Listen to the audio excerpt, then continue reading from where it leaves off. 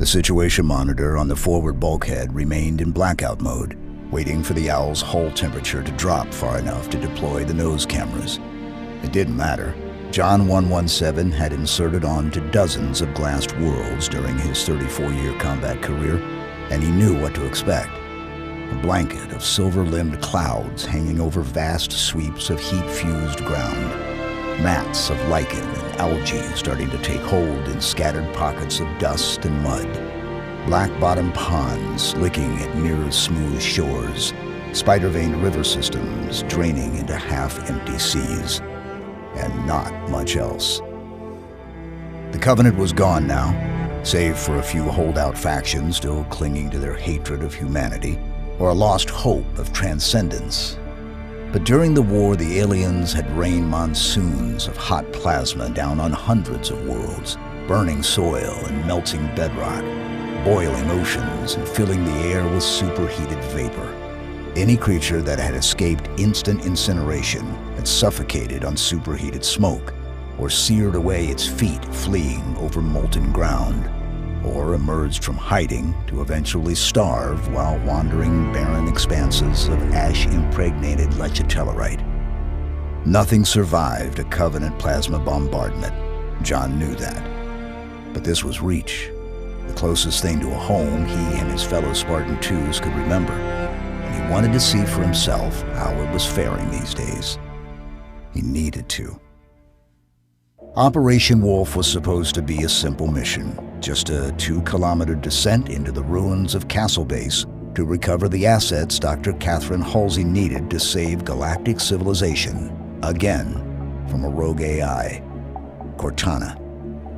2 years ago, Cortana had been John's AI, residing in his Mjolnir armor, connected to his mind through a port in the back of his skull.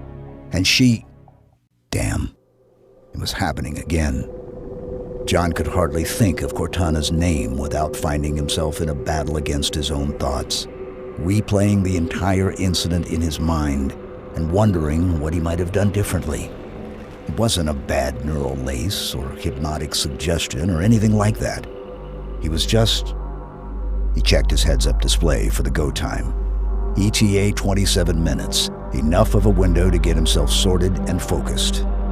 John had known before their last battle together that Cortana was descending into the final stages of rampancy, a sort of inevitable AI schizophrenia, as her mind literally outgrew its neural matrix after 7 years of existence.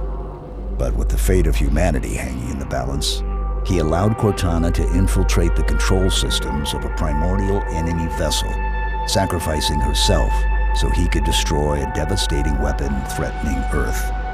And it had worked, until Cortana returned from the dead. Things had really gotten off the rails then, and John had made some decisions he regretted.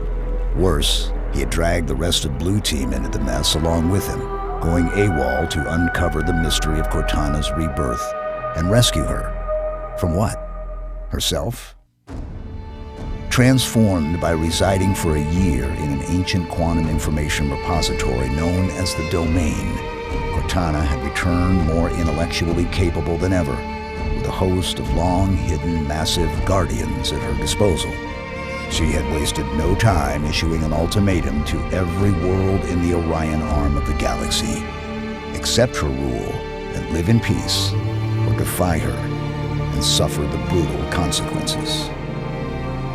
John's second-in-command, Fred 104, called it peace through menace. That was an understatement. The Guardians were so powerful they could neutralize entire worlds and knock fleets out of orbit, killing thousands, even hundreds of thousands, when huge vessels crashed down on the towns and cities below. And Cortana had also corrupted an army of human AIs into aligning with and spying for her.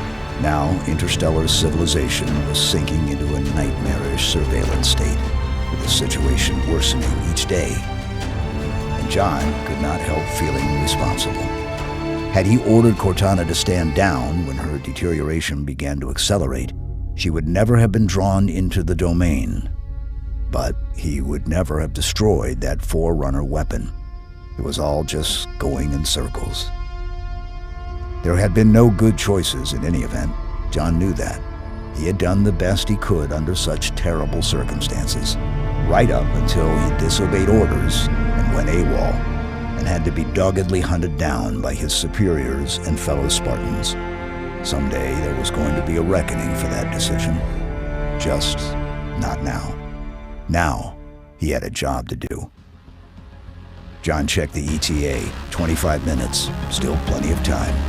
But during the previous day's pre-drop threat sweep, the Special Deliveries mothership, an Eclipse-class prowler named Bucephalus, had picked up some surface chatter suggesting there was a low-intensity conflict underway in the Aran Basin. It hadn't been much, just a few transmissions as one group of humans warned another about an enemy patrol, followed a few minutes later by a trio of heat flares that could have been anything from plasma strikes to missile detonations.